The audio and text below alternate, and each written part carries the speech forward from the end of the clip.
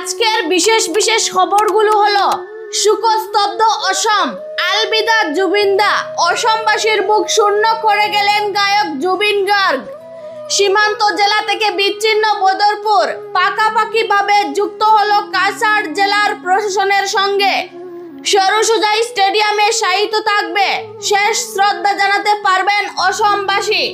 জুবিন গার্গের মৃত্যু রহস্য ঘিরে তোলপাড়, সিবিআই তদন্তের দাবি জানালেন রাইজোর দলের সভাপতি অখিল গগৈ। আজ রাজ্যের সব স্কুলে পরীক্ষা স্থগিত, শিক্ষামন্ত্রীর নির্দেশে জুবিনের অন্ত্যেষ্টি সম্পন্ন না হওয়া পর্যন্ত বন্ধ থাকবে পরীক্ষা। জুবিনের প্রয়াণে শোকস্তব্ধ দেশ, প্রধানমন্ত্রী রাহুল গান্ধী, মুখ্যমন্ত্রী সহ বিশিষ্টজনের গভীর শোক প্রকাশ। ভোর 4টে উঠো, বুট কাটো, নির্বাচন কমিশনকে ফের নিশানা করে কংগ্রেস নেতা রাহুল গান্ধীর কটাক্ষ। এরকম দেশ বিদেশের গুরুত্বপূর্ণ খবর প্রতিদিন পেতে আমাদের এই খবরগুলো শেয়ার করে ও ঝলক বার্তা ফেসবুক পেজ ফলো করে এবং ইউটিউব চ্যানেলটি সাবস্ক্রাইব করে আমাদের পাশে থাকুন। এখন শুনুন খবরগুলোর বিস্তারিত। শোকস্তব্ধ অসম, অকাল প্রয়াণে বিদায় জুবিন গার্গ। অসমের জনপ্রিয় কণ্ঠশিল্পী জুবিন গার্গ সিঙ্গাপুরে সাঁতার কাটতে গিয়ে দুর্ঘটনার শিকার হয়ে মাত্র 52 বছর বয়সে শেষ নিঃশ্বাস ত্যাগ করেন। বৃহস্পতিবার রাতেই তিনি সুরের জাদু চড়িয়েছিলেন নর্থ ইস্ট ফেস্টিভ্যালে, কিন্তু শুক্রবার সকালেই ঘটে যায় মর্মান্তিক দুর্ঘটনা। সঙ্গে থাকা সঙ্গীরা তাকে উদ্ধার করে হাসপাতালে নিয়ে গেলেও চিকিৎসকদের প্রচেষ্টা ব্যর্থ হয়। জুবিনের মৃত্যুতে শোকস্তব্ধ অসম সহ গোটা দেশ। ভূপেন হাজারিকার পর অসমবাসীর গর্ব হয়ে উঠেছিলেন তিনি। জীবনে 38,000-এরও বেশি গান গেয়ে দেশকে সমৃদ্ধ করেছেন এই সুর সম্রাট।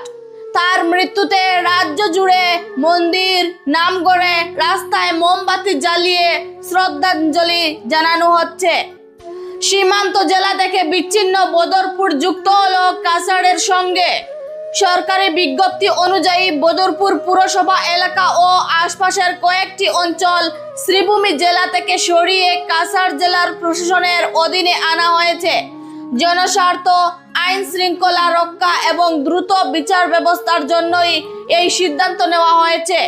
বদরপুর টাউন, আলাকুলিপুরের কিছু অংশ, পাহাড় কিত্তে, কুকিটিল্লা সহ বেশ কিছু এলাকা এখন থেকে কাছাড় জেলার অধীনে কার্যকর হবে। সম্প্রতি বদরপুর এনসি কলেজে পুলিশি ভূমিকা নিয়ে বিতর্কের পর এ সিদ্ধান্ত গৃহীত হয়। এর ফলে এখন কাছাড় জেলার পুলিশের অধীনে বদরপুর অঞ্চলে প্রশাসনিক কার্যক্রম চলবে। আজ গুয়াহাটিতে আসছে জুবিনের নশ্বর দেহ। সিঙ্গাপুর থেকে শনিবার রাতে জুবিন গার্গের মরদেহ গুয়াহাটি পৌঁছানোর সম্ভাবনা রয়েছে। মহানগরের সরুসজাই স্টেডিয়ামে রাখা হবে তার দেহ, যাতে সাধারণ মানুষ শেষ শ্রদ্ধা জানাতে পারেন। মুখ্যমন্ত্রী জানিয়েছেন, দেহ আসার পর সরকারি শোক পালনের সিদ্ধান্ত ঘোষণা হবে। অন্ত্যেষ্টিক্রিয়া গুয়াহাটি নাকি যোরহাটে হবে তা পরিবার ও সরকারের আলোচনার পর ঠিক হবে। মুখ্যমন্ত্রী এও জানান, সিঙ্গাপুরে দুর্ঘটনার কারণে হয়তো পোস্টমর্টম বাধ্যতামূলক হতে পারে, তাই কিছুটা দেরি হচ্ছে। জনগণের জন্য মরদেহ স্টেডিয়ামে রাখা হবে, তার পরিবারের জন্য কাহিলিপাড়ার ফ্ল্যাটেও নিয়ে যাওয়া যেতে পারে। জুবিনের মৃত্যু রহস্যে সিবিআই তদন্ত দাবি। শিবসাগরের বিধায়ক অখিল গগৈ জুবিন গার্গের মৃত্যু রহস্য উদ্ঘাটনে সিবিআই তদন্তের দাবি তুলেছেন। তিনি প্রশ্ন তুলেন, অসুস্থ একজন মানুষ কিভাবে সাঁতারের জন্য সমুদ্রে নামলেন, অথচ নিয়ম অনুযায়ী স্কুবা ডাইভিং এর আগে শারীরিক সুস্থ থাকার লিখিত ঘোষণা দিতে হয়। তার মতে, যারা জুবিনকে সাগরে নিয়ে গিয়েছিল তাদের জনসমক্ষে জবাবদিহি করতে হবে।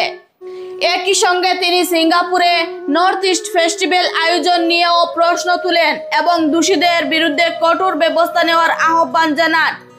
আজ রাজ্যের সব স্কুলে স্থগিত হাফ ইয়ারলি পরীক্ষা। খ্যাতনামা কণ্ঠশিল্পী জুবিন গার্গের প্রয়াণে শনিবার রাজ্যের সব সরকারি ও বেসরকারি স্কুলে হাফ ইয়ারলি পরীক্ষা স্থগিত রাখা হয়েছে। শিক্ষামন্ত্রী রনোজ পেগু এ নির্দেশ জারি করেন। মন্ত্রীর ঘোষণায় বলা হয়েছে, জুবিন গার্গের অন্ত্যেষ্টিক্রিয়া সম্পন্ন না হওয়া পর্যন্ত পরীক্ষা অনুষ্ঠিত হবে না। পরবর্তী দিনক্ষণ পরে জানানো হবে। ফলে শনিবার কাছাড় সহ রাজ্যের প্রতিটি জেলায় পরীক্ষা হবে না।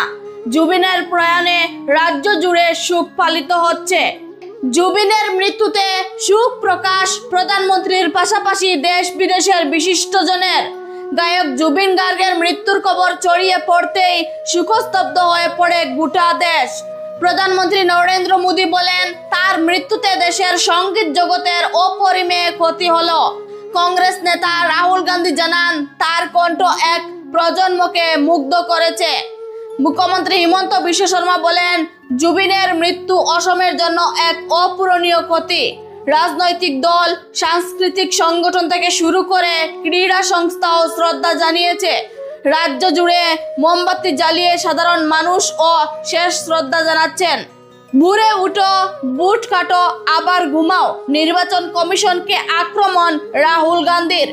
কর্ণাটকের আনন্দ বিধানসভায় ভোটের আগে কয়েক হাজার নাম বাদ দেওয়ার চেষ্টার অভিযোগ তুলে ফের নির্বাচন কমিশনকে নিশানা করলেন রাহুল গান্ধী। এক্সে পোস্ট করে তিনি জানান, ভোর 4টায় মাত্র 36 সেকেন্ডে দুজন ভোটারের নাম কেটে দেওয়া হয়েছিল সফটওয়্যারের মাধ্যমে। তিনি যুব সমাজকে গণতন্ত্র রক্ষায় রুখে দাঁড়াতে আহ্বান জানান। অন্যদিকে বিজেপি পাল্টা দাবি করেছে, জেনজি প্রজন্ম পরিবারতন্ত্র ও দুর্নীতির বিরুদ্ধে, তাই রাহুলের বক্তব্য ভ্রান্ত। আবারও বলছি, আমাদের ঝলক বার্তা ফেসবুক পেজটি ফলো করে এবং ইউটিউব চ্যানেলটি সাবস্ক্রাইব করে ও খবরগুলো শেয়ার করে আমাদের পাশে থাকবেন। আজকের খবর এই পর্যন্তই। ধন্যবাদ।